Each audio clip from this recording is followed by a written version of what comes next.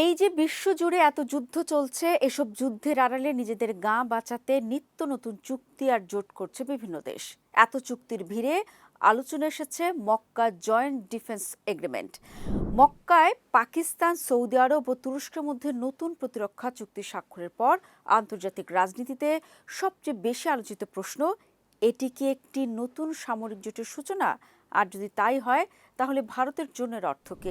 ৮ August তুরস্কের পররাষ্ট্রমন্ত্রী হাকান ফিদানি স্পষ্ট করে বলেছেন, নতুন মক্কা জয়েন্ট ডিফেন্স এগ্রিমেন্টে এমন একটি ধারা রয়েছে যার মূল কথা হলো ৩ দেশের কোনো একটির উপর সশস্ত্র হামলা হলে সেটিকে ৩ দেশের উপর হামলা হিসেবে বিবেচনা করা হবে। ফিদান নিজে ব্যবস্থাকে নেটোর আর্টিকেল 5-এর সঙ্গে কারিগরিভাবে তুলনীয় বলে বর্ণনা করেছেন। তবে তিনি একই সঙ্গে বলেছেন, চুক্তিটি কোনো নির্দিষ্ট দেশকে লক্ষ্য করে করা হয়নি। এখানেই তৈরি হয়েছে নতুন ভূ রাজনৈতিক সমীকরণ। কারণ একদিকে রয়েছে পাকিস্তান, যার সঙ্গে ভারতের দীর্ঘদিনের সামরিক ও সীমান্ত বিরোধ। অন্যদিকে সৌদি আরব, যে দেশটি ভারত ও পাকিস্তানের উভয়ের সঙ্গে সম্পর্ক বজায় রাখে। আর তৃতীয় শক্তি তুরস্ক, যে সামরিক সক্ষমতা ও প্রতিরক্ষা শিল্পে ক্রমেই প্রভাবশালী হয়ে উঠছে এবং সাম্প্রতিক বছরগুলোতে পাকিস্তানের ঘনিষ্ঠ কৌশলগত অংশীদারে পরিণত হয়েছে। তাহলে কি সত্যি জন্ম নিল ইসলামিক নেটো? চলুন দর্শক, দেখে নেওয়া যাক মক্কা চুক্তিতে কি আছে। চুক্তির সবচেয়ে গুরুত্বপূর্ণ বিষয় হলো পারস্পরিক প্রতিরক্ষা প্রতিশ্রুতি। অর্থাৎ ৩ দেশের কোন একটি আক্রান্ত হলে অন্য ২ দেশ বিষয়টিকে নিজেদের নিরাপত্তার অংশ হিসেবে বিবেচনা করবে। তবে এখানে একটি গুরুত্বপূর্ণ পার্থক্য আছে। নেটোর আর্টিকেল 5 থাকলেও কোনো সদস্য আক্রান্ত হলেই অন্য সদস্যদের নির্দিষ্টভাবে যুদ্ধ করতে হবে, এমন সরল বাধ্যবাধকতা নেই। প্রত্যেক দেশ পরিস্থিতি অনুযায়ী প্রয়োজনীয় পদক্ষেপ নেয়। মক্কা চুক্তিতে অনেকটা একই ধরনের নমনীয়তা রাখা হয়েছে।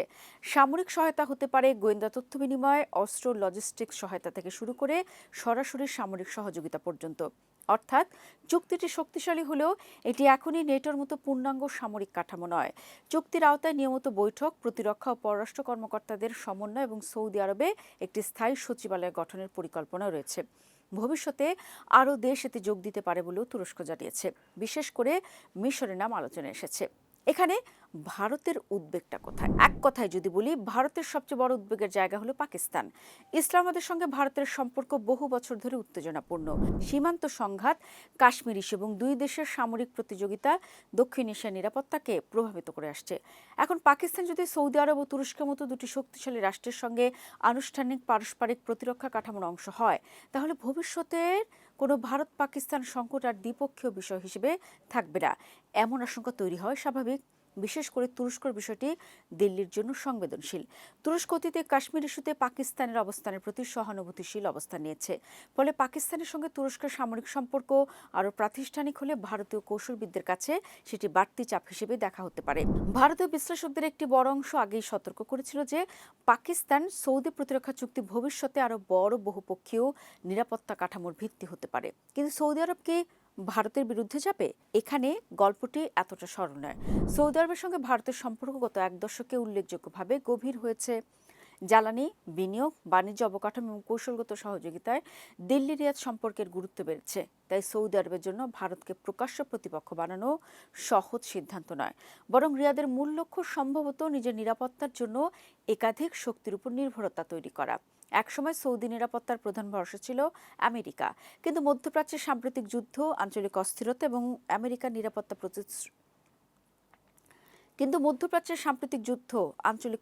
এবং যুক্তরাষ্ট্রের নিরাপত্তা প্রতিশ্রুতি নিয়ে বিভিন্ন দেশের সংশয়ের কারণে রিয়াদ এখন বিকল্প অংশীদার বাড়াতে চাইছে।